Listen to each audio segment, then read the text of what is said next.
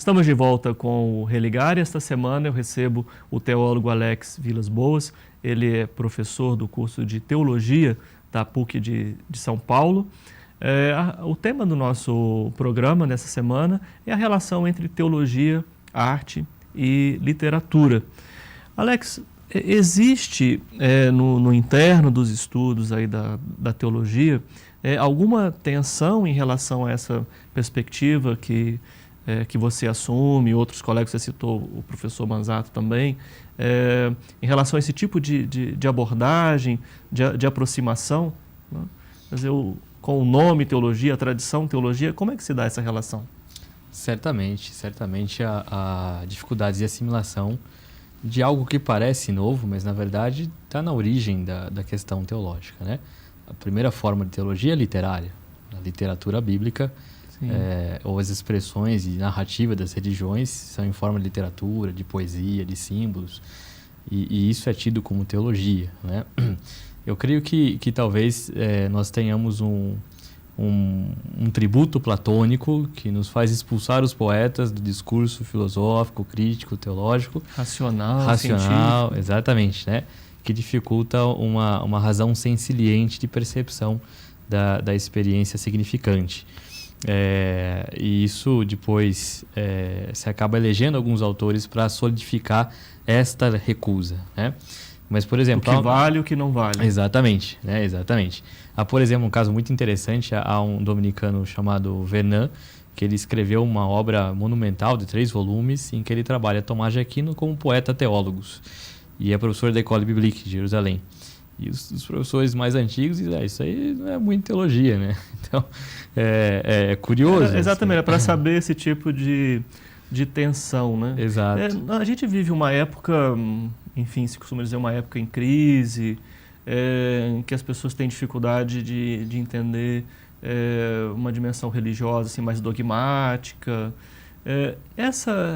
Essa veia de aproximação do religioso, de abordagem do religioso, consegue vencer esse tipo de barreira?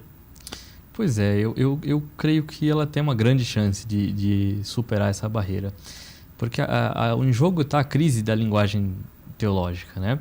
Que acabou sendo uma linguagem de fórmulas e, portanto, que esquece o objeto material, que é a experiência dessa linguagem, e do qual o efeito estético da linguagem cartesiana é a clareza, né? Mas ela não consegue mover a sensibilidade, né? Dar cores à experiência, inquietar com os dramas que estão presentes ali. Então, é muito limitado esse efeito de clareza, né, que essa linguagem cartesiana assume. E que a linguagem poética, ela consegue manifestar, simplesmente, né? Antes de se perguntar pelo porquê, ou se é válido, se é assim que se pensa, ela manifesta. Porque é o indivíduo que se lê, né, nesse texto poético, né? O indivíduo, claro, o indivíduo enquanto contexto, numa sociedade, mas que está procurando sentido. Então, essa capacidade de manifestação e, ao mesmo tempo, a crítica que a linguagem poética estabelece aos processos históricos das religiões é muito importante. Porque na medida que essa experiência tem uma realidade capilar que abrange a sociedade, as classes, ela se torna um grande objeto de tentação dos regimes políticos, se tornam teocracias que elaboram teodiceias novamente. Então, enquanto houver o fenômeno religioso, a tentação de uma teodiceia vai ser sempre presente. E não raro, a razão de recusa da literatura é a recusa dessa teodiceia, não do mistério em si, né? O não falar do mistério, por vezes, pode ser um respeito ao próprio mistério, o mistério da vida que se afirma e tal. Mas há uma crítica, né, dessa imagem de Deus, da divindade, daquilo que justifica a realidade. Sim. Então, isso aqui na Europa, acabei de voltar do encontro em que fui convidado a falar em Portugal, que a grande questão era, né, o mistério não é o problema. E Deus é uma inquietação ao próprio poeta, né, que se apresenta como uma vida que se manifesta como absurda, mas tem, apesar do absurdo, a possibilidade de dar um sentido à vida. E portanto, isso também é um mistério, que é tematizado de muitos nomes, né?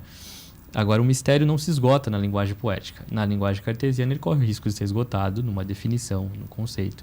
Então, a beleza do mistério, ou se pensar na tradição cristã, a beleza do dogma, pode ser recuperada a partir da linguagem poética.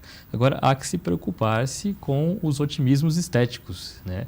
Em tentar apenas dar uma linguagem bonita para as elaborações de Teodiceia que justificam a realidade. Então, a mesma coisa. Exatamente, vai falar bonito daquilo que se fala de modo mais filosófico, né? Então, a contribuição da literatura crítica é exatamente nesse sentido, desmontar esse otimismo estético que acaba só tentando justificar aquilo que é injustificável diante da realidade, né?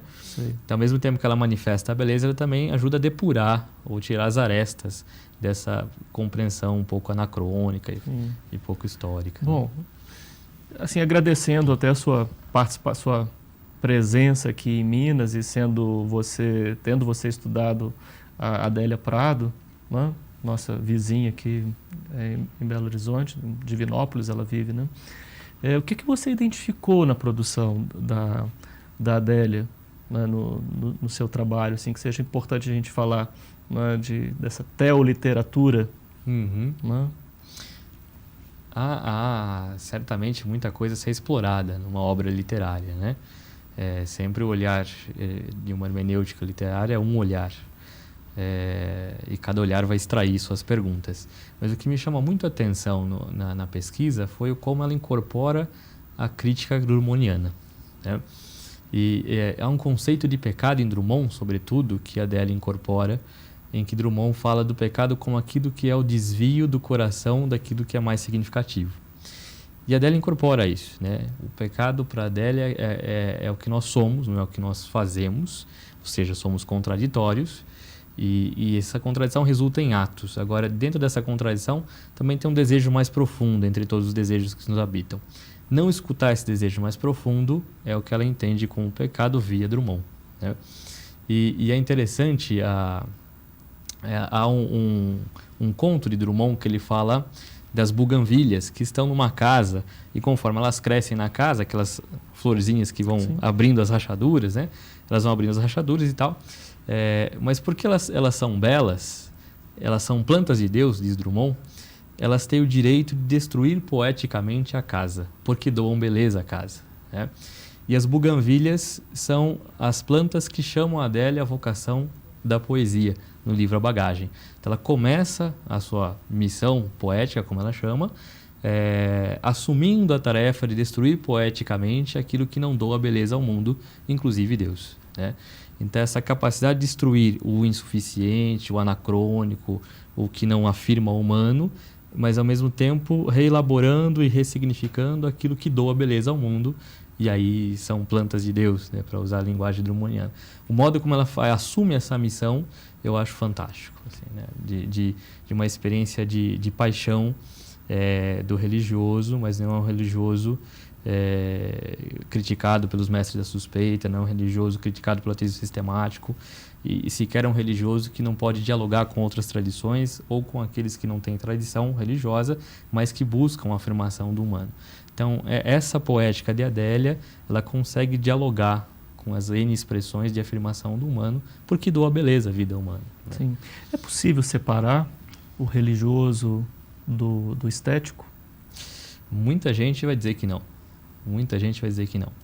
E que quando assim o é feito, há um reducionismo tanto do religioso quanto do estético, né? Eu penso que aqui valeria chamar, né, a compreensão de Tomás de latens data, de Deus escondido, que está numa terceira margem do religioso e do estético, né? E essa terceira margem do mistério não tem indissociação, né? E talvez a religião e o estético sejam caminhos para atingir uma terceira margem, independente de como nós a chamemos, em cada um em sua tradição. Enquanto um caminho de um para outra, eu acho que ela ganha sua completude, seu movimento total, né?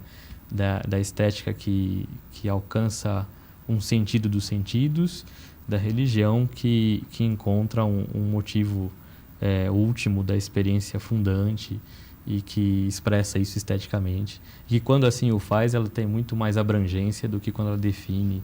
Sim, é um caminho que não há como não haver uma uma cisão.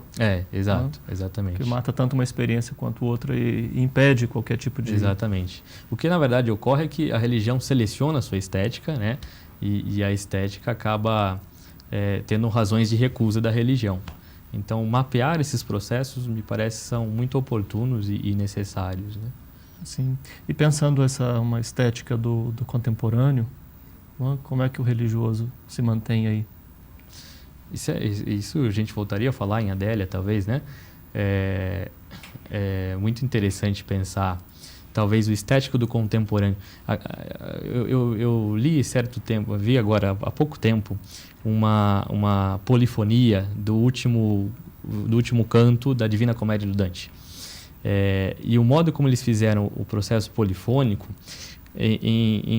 saindo dessa retilineidade e fazendo um caminho de subida, descida, né, um caminho de aproximando ao meio e voltando aos extremos, e depois chegando a um êxtase, né?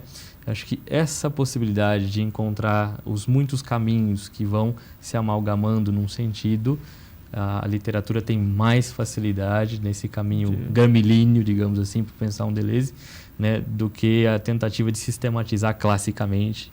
E acho que aí a gente consegue conversar melhor. Obrigado, Alex, pela sua participação aqui no Religare. O Religare é um projeto de extensão do Programa de Pós-Graduação em Ciências da Religião da PUC Minas.